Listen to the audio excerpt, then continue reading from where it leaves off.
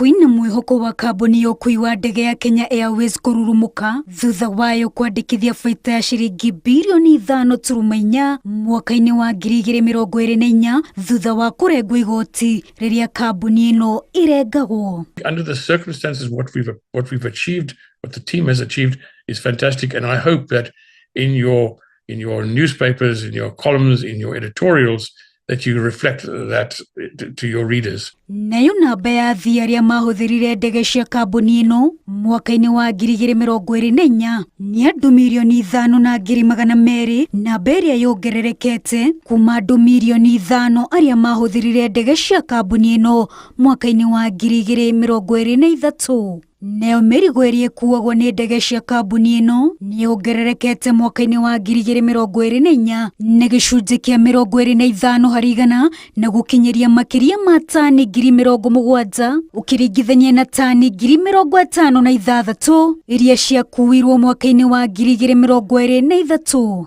Kambuni ya Kenya Airways nĩ yongererete thabarĩ ciayo kũrĩa rĩu ĩrĩheanaga motungata ma ũkui kũrĩ arĩa marathiĩ Mogadishu, Eldoret hamwe na Maputo, gũkũ ĩkiuga ĩna mĩtaratara mĩingĩ ĩrabanga itanya rĩrĩ kũrirũkia ũrirũku wa kĩmbeca kambuni-inĩ ĩno.